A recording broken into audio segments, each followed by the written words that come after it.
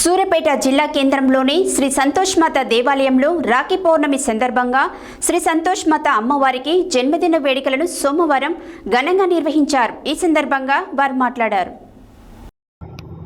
సూర్యాపేట జిల్లా కేంద్రంలోని శ్రీ సంతోషి మాత దేవాలయంలో రాఖీ పౌర్ణమి సందర్భంగా శ్రీ సంతోషి మాత అమ్మవారి జన్మదిన వేడుకలను సోమవారం ఘనంగా నిర్వహించారు.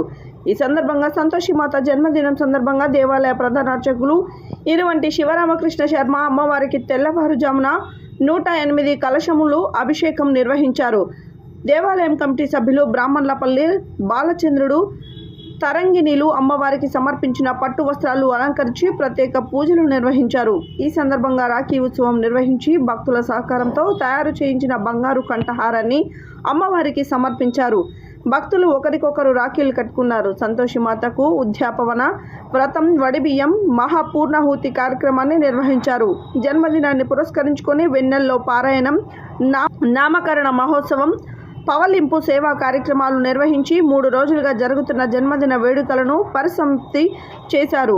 ఈ కార్యక్రమంలో దేవాలయ అధ్యక్ష కార్యదర్శులు నూకా వెంకటేశం గుప్తా, బ్రాహ్మణులపల్లి మురళీధర్, కోశాధికారి పాలవరపు రామమూర్తి, దేవాలయ కమిటీ సభ్యులు కొత్త మల్లికార్జున్, పబ్బా ప్రకాశరావు, దేవరశెట్టి సోమయ్య, యామ వెంకటేశ్వర్లు, బెలిదే అశోక్, గోపారపు రాజు, బ్రాహ్మణులపల్లి బ్రహ్మయ్య, దేవిదత్తు, సంతోష్, దేవాలయ సహాయ అర్చకులు బట్టారం వంశీకృష్ణ శర్మ, కనకరత్, దేవాలయ మేనేజర్ బచ్చు పురుషోత్తం తదితరులు పాల్గొన్నారు.